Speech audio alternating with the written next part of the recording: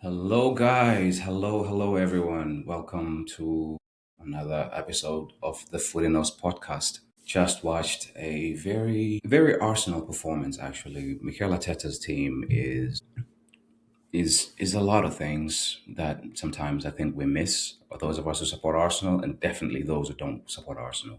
This team is well coached. This team is physical. This team and performs best when they're physically fresh. They tacticals, who think about the game, and I think sometimes to their detriment. I think they are too respectful to their opponent. I think um, I think Arsenal can play with a bit more arrogance and swagger. And that's kind of like been my not frustration, but like that's kind of what I've been hoping to see from this team. Didn't see swagger and arrogance today. I think I saw more of what Ateta's team is, which is we come, we don't give you a lot going the other way. We try to play in your space. We break the game open with a set piece. We break the game open again with another set piece in terms of like getting a 2-0 lead, and then you play from there. And I think when Arsenal continue to play after getting the game that the goal that opens the game up, they're a very difficult team. The problem is for Arsenal in recent times, I think teams understand that if you don't provoke Arsenal and just go for them, they usually will keep things civil with you.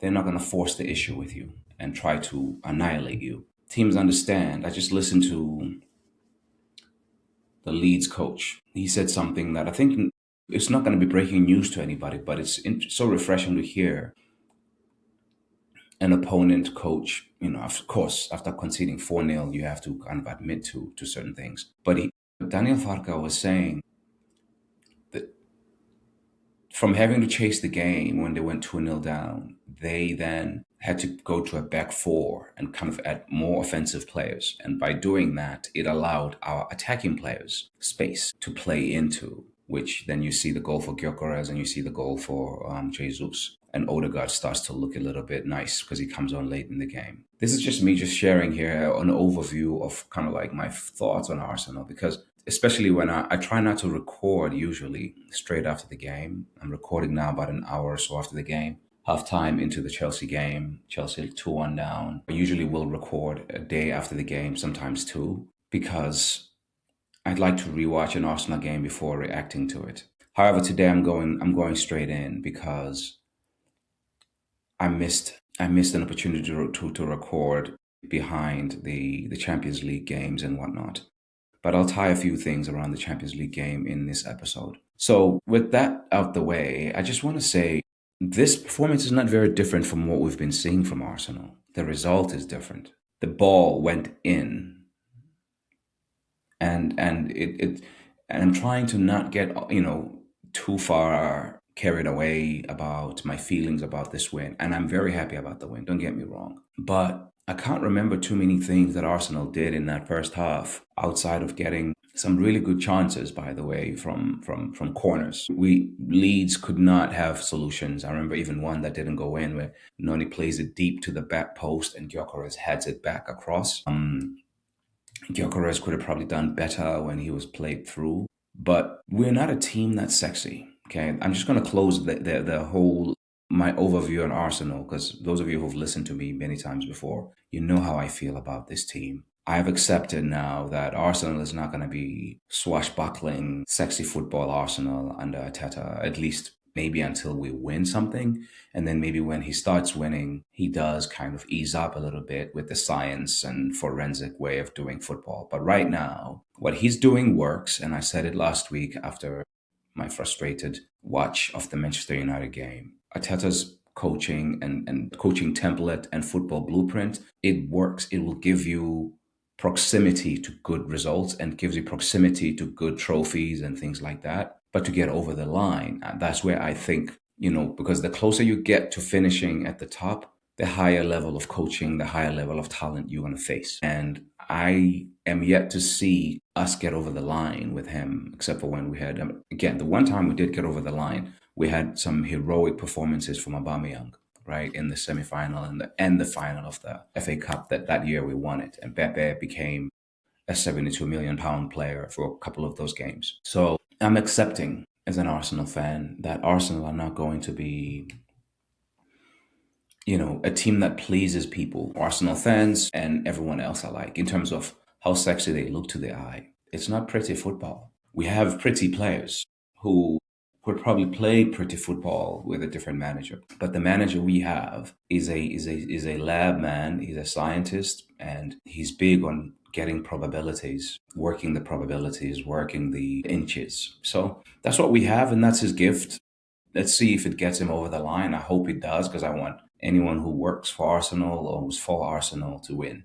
I want Ateta to win. I'm not a manager out, manager in person. I just want Arsenal succeeding. And yes, it's not pretty, but it's working, guys. It's working. And it didn't work for a few weeks, but I think you could also probably go back and watch those games, which I did, and see opportunities where players could have taken a bit more responsibility for winning the games. And this is where I think Ateta needs to be now. Before I get into this game a little bit more, I just wanted to say that because I think too much of responsibility is placed on the manager. And I think, yes, he's the boss and the buck stops with him. However, player responsibility, in my view, is a thing too. And I think these players at Arsenal are talented enough to and mature enough now, and a lot of them hitting prime age or are in their prime age. So they need to, I think, as men, stand up and problem solve within the game.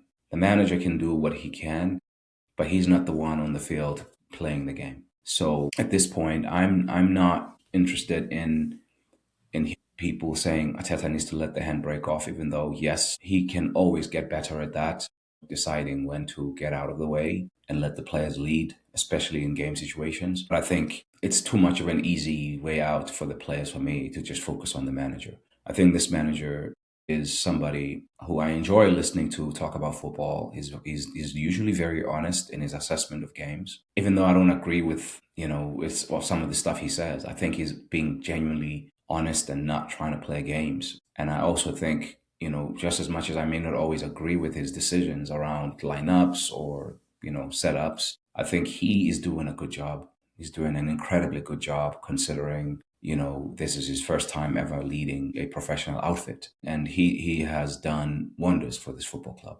And now I think all of us, even those of Arsenal fans who don't maybe want him to be the manager, I think everybody wants him to succeed. It looks like West Ham have surrendered a 2-goal lead against Chelsea. Kukurea is celebrating. It's 2-2 now.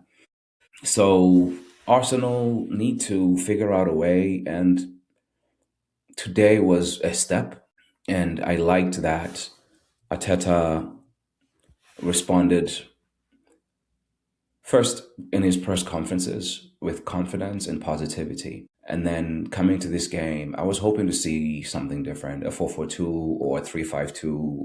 He got close to a 4-4-2, I think. And I say this because Havertz was not playing like Martin Odegaard, coming deep and collecting balls and whatever. He was a bit closer to Gyökeres in what looked like a 4-2-3-1, maybe even 4-4-1-1 or 4-4-2, depending, what it is you saw from watching the game. I think Havertz working a little bit closer to Gyökeres is better for the striker. And Leeds playing with 3 centre-backs, I think it was smart to have Havertz there. And Havertz is another target to hit, I think they're just still checking the goal for a possible foul. Man, please let it not be a goal. Anyway, so I think Mikel playing Havertz, who is more strikery than any one of our other number 10s, maybe Merino is the other one, it was a good idea for them to kind of try to give Leeds a different look, because we've been playing with basically a solitary striker and wingers who are way outside wide, and then the gap between the midfield and sometimes our forward line is not always one that we manage really well. And it looked to me on this day, there were partnerships throughout the middle. The 2 centre-backs working together as always. The 2 central midfielders not doing too much box-to-boxing. I think Rice stayed a bit at home, and Zubimendi too. I think they worked together a little bit closer because Leeds were playing a 3-4-2-1, so they were not really outnumbered in midfield, so to speak, because it was a 2. Verse 2, And I like the Arsenal 2 versus the Leeds 2 in terms of strength and winning that battle. And then Kai playing deep a little bit kind of gave us two and a half in midfield, I guess. But what was more important in my view was his proximity to Gyökeres. He allowed Arsenal to have another target to hit, like I said earlier, but at the same time, it also helped Gyökeres not to be so isolated, playing against three centre backs. And Kai being back is good for Arsenal because I think he gives us verticality on the ground playing, and it gives us verticality to escape the press by going over because the ball does not stick to Gyökeres. And if you're not playing Marino, you need another person to hit as a target. Saka can be a target, but that means you're going wide to come back in first. I'm second, sorry. Jesus, I don't know if you want him being a target all the time, but like what I'm happy about in this game was the response to Saka's injury was to put Noni, and Noni had himself a game. Noni Madueke is a player that a lot of Arsenal fans find themselves on a very extreme side of wanting to defend him and like praise him a bit too much. And then there are some who are doing the opposite, just jump on him and talk negatively as if that's going to help as well about him. I think the kid is definitely a raw talent. He's not a refined player, but there's a lot in there to work with. I think he's a bit of a coach's dream in a way because I think if you can get Nani to polish a little bit the edges of his game, he is going to be one of the best wingers in England, at least, but I would say in Europe.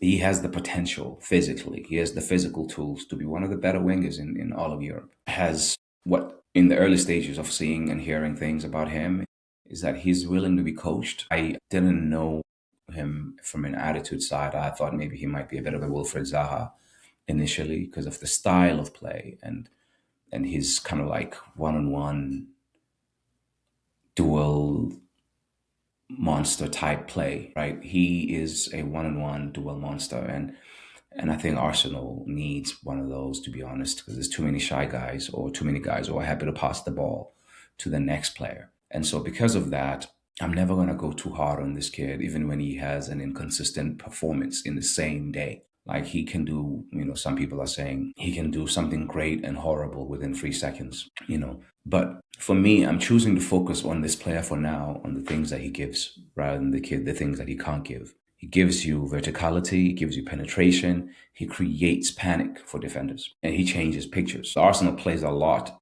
slower than most teams, and so because of that, Arsenal faces too many defenses that are set. And if you have a player like Noni who's prepared to run with the ball, that changes pictures, that destabilizes that set defense. So I'm having that. And today he had himself a man of the match performance. I think it was deserved. I think he's only had, like before the start of this game, he had 500 and something minutes in the Premier League. He does need more minutes. I understand that he did get injured, but he's a player that can offer us a lot on both sides. I would even be curious to see if he played on his strong foot in some games with Martinelli playing on his strong foot on the other side. Because like them two kids, like they are different to a lot of the rest. They don't look and work like the rest of the team. They're not the cleanest on the ball, but they will terrify defenders with their speed, especially if Martinelli can stop kind of playing within himself when he feels like he needs to respect the defender that he's playing against. If he approached defenders with the level of disrespect that he can sometimes take some of the defenders that are clearly below his level, I hope somehow he finds that level of arrogance in his play, and maybe him and Noni can kind of work together on this. I don't know. But I'm happy for Noni. Took his chances with both hands today in terms of like the chance to play. He was involved in the first 2 goals for Arsenal, good crosses for both. He had a few other crosses that could have led to goals. And yeah, did a really good job deputizing for Bukayo, but he's his own player, and I think we should start looking at him as such, and not comparing him to Saka, because whenever we do that, we're probably always going to be hating certain things about him depending on where you are with Saka.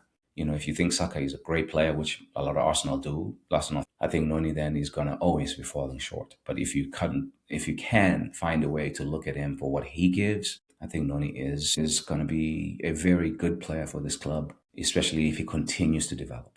So I'm happy for him. The other thing I was happy for, obviously, was Kai Havertz. I talked about him, how he helped Gyökeres, and how he helped us find outlets, because we're playing against strong pressing teams away from home, good runners, good physicality. Kai Havertz is a very good player for those situations. And I'm happy that he got through the game. Hopefully, the body recovers well because we're going to need him, I think. Martin is going through a rough patch, and he's the next guy I'm going to talk about. Odegaard not playing in this game in favor of Kai was the right call. I was worried that Mikel might play Odegaard because he's the captain, and he didn't start midweek, and it's an away game, and it can raise a lot of questions to not play your captain, right? But I'm glad Mikel did not play Odegaard from the start in this game because Leeds are physical. I was thinking he would play. I was hoping he would play Christian Norgard, but Norgard didn't even make the squad until the late injury to Saka. Because against these physical teams, I do think Christian Norgard has a place in this Arsenal team to get some minutes, you know what I mean, to match the physicality. Because I think in England especially, I think in football overall, but definitely in the Premier League and in the Championship, you need physicality to just to even stand a chance to compete to win the game. You need to be able to match the other team's physicality, and Norgard is underused. And I thought he would play, but when Odegaard came in, he came in a very suitable situation for him because Leeds at that time were chasing the game. They'd gone to a back four. There were more spaces for him to manipulate and do what he can do.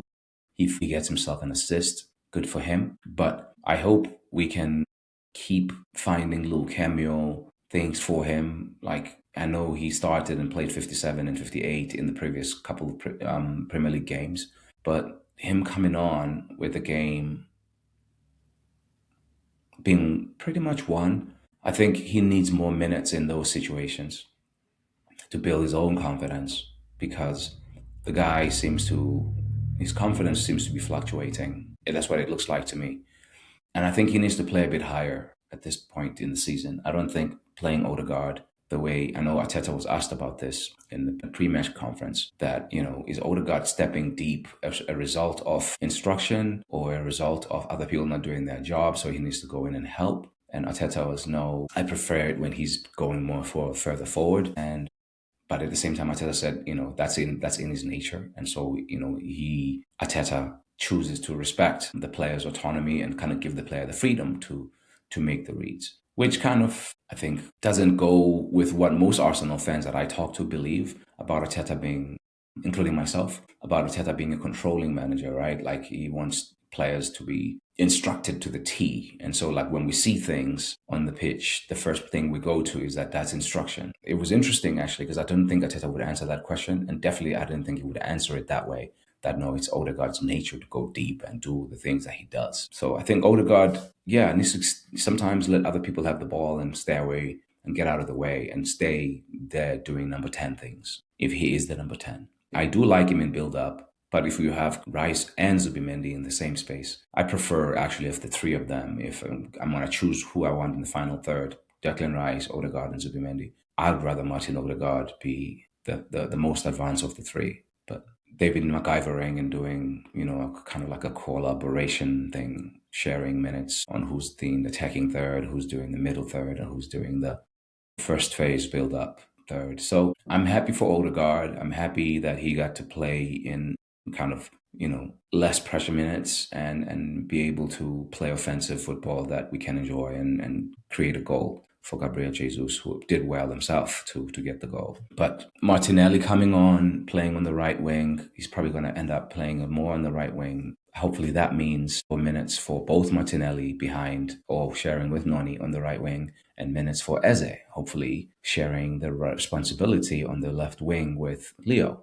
Because if you could do that, do time shares. Leo shares with Eze on the left wing, Martinelli shares with Noni on the right wing, and Odegaard shares with Kai behind the striker. And then Jesus shares with Gyökeres. Then you have some kind of a formula there in a 4-2-3-1 or 4-4-1-1 or 4-4-2, where you can use players and give them good minutes along the way. And then, if you want to rest one of Zubimendi or Rice, you can play Norgard next to one of them. Like the players now coming back to health. I think that's really helpful for Arsenal. I think now it's a matter of like, I think Noni was a good example of like when players have a chance to play and they know they're going to be playing. We have good enough players at Arsenal now that it should be not so difficult to give people minutes. It should be, of course, planned and like form should matter in these things. But I think players who are in the squad should feel like they can be involved. You know, I think they are not feeling involved a lot of the time, and that's just like when I look at the minutes of players at Arsenal, the most used players. So these are statistics from StatMuse, and let me see if I can share my screen real quick. Like, if you look at this here, this is just Premier League minutes, not including Carabao Cups and Champions League, which a lot of these guys already play a lot of minutes there. So, like, no, sorry, that's the Champions League minutes. Let me do the Premier League minutes. Zubimendi and Rice are the highest infield players, followed by Timber. They're all over 1900 minutes in the Premier League. And then Saliba, even though he and Gabriel have been injured, whenever they've been available, they also quite high in minutes. Saka was injured early in the season, and since he's been back, he's played a lot of minutes again. Gyökeres is the other one. Outside of injury, he played a lot of minutes, right? And Leo playing more minutes in the last 3 or so months. But then, if you start to notice here, he hasn't been used a lot. Martin Odegaard, Mikel Merino, I think he might be injured or something because he was not in the squad today, even though he didn't play in the midweek. Maybe something happened in training or he was sick or something, I don't know. Eze, under 1,000 minutes in the Premier League. Noni, 643 minutes in the Premier League. That's not, you know what I mean? Martinelli, Mosquera, of course, injury, and he's a backup. White can probably get up there in minutes too, especially when you have Timber at 1900 minutes. So I think we have now players who are available that we can use. Miles, his minutes are very, very low compared to what they were last year in the Premier League. Jesus, of course, he's been injured, so we understand that. And Kai Havertz the same. But Norgard has been fit for most of the season. Look at his minutes in the Premier League. It's 33 minutes in the Premier League. That's just not, for me, this lot of players here, there's too many good players who have under 1,000 minutes in the Premier League after playing 24 games. That is, to me, and maybe Ateta knows better than me, of course. I mean, not maybe, he definitely knows better than me about who deserves minutes and whatever. He's the coach. But as a fan, I do worry about like the underutilization of some of these squad players because things like Saka getting injured can happen. You know what I mean? Like, so because of that, for me, I think we need to be more willing to give people minutes. And I know Ateta has done a better job this year of rotating the team. However, it's quite interesting how players get rested and then they get injured the week after. So I wonder if maybe sometimes when we're resting players, we're resting them because they're already kind of shafted and they're just done, right? I know it's not an exact science. I know it's not easy. So I'm not gonna, go too hard on the player management. They have a lot more medical information about the players. Ateta and his staff, they have all of that. So I'm just speaking as a fan, especially when I look at data and I look, the number of guys who have minutes that are lower than 1,000 or lower than 800 minutes. To me, that's too much. That number is too high. I think we can do better than having, like Rice and Zubimendi. I know we don't have a like for like replacement for them, but the fact that these guys have played this many minutes and Norgard has only played 33 minutes in the Premier League, that to me is problematic. And what happens when one of them gets injured? Or they don't get injured, but you get as many performance like you got against Manchester United because you're using him all the time. So that's just the one little thing that I worry about when it comes to my manager. I think Ateta is one of the best managers out there, top five, maybe even when it comes to X's and O's. But I'm always hoping that he finds different ways to utilize and lean into the squad that he has. Because this time around, the level of the squad is as high as I've ever seen it at Arsenal. Even when Arsene Wenger was winning in those first 7 years, I don't think he had from 1 to 22 the level of player that Arsenal have in these days, in today's current squad. So because of that, I think we need to be more willing to use these players. Fair play to Martinelli coming on, gets an assist. Just want to shout out to him. It's good that also, like, another cool thing about this game is that, yes, open play goals were not the first two, but we did get open play goals for the third and the fourth, and both of them came from the center forwards. And Jesus have scored in the same game. It happened at Inter. Jesus scored 2 goals. Gyökeres came on to replace him. Gyökeres scored. Today, it could have happened. It happened today because obviously Jesus came on to replace Gyökeres, having scored, and Jesus gets himself a goal. Against Kyle Rutt, Jesus scored a goal after coming on for Gyökeres, but he was ever so slightly offside. So what I'm saying here is having these guys starting to score goals, Noni getting minutes and getting an assist, Martinelli getting minutes and getting an assist. I think this is going to be very, very helpful for that offensive line, because I know a lot of us Arsenal fans have been worried about the defense because we had too many games in the month of January that ended, especially like some of them, more of them being wins than not. And then the last one against Man United was not a win. But I still think sometimes your defense can be helped by your offensive line doing what they need to do, putting threat, scaring opponents. And when our feeling in the front line is getting better, which I think goals always does that for forwards, that will make our defense exponentially better. And that will also help to get over the line when it comes to, like we have a semi-final against Chelsea. Chelsea are feeling themselves, new manager. They've just come back to complete a 3-2 win, it seems, against West Ham from 2-0 down. They were 2-0 down at the half. And this looks like now a second half comeback for Chelsea. We're playing them, so they're going to come to the Emirates with belief. But we home, we the older team, with a more experienced team, I don't think we should be fearing a chance to go to Wembley. And I think we should. I like our chances, but I hope the team starts to play like they believe how good they are, especially as we get into the winning time of the season. So I'm going to stop this one here, but I do hope that you will join me for the next one and the next one and the next one after that. And please, please, my friends, like, subscribe, all the other stuff that podcasters want us to do. I appreciate your support. Thank you for joining me on the Freelance Podcast. Peace.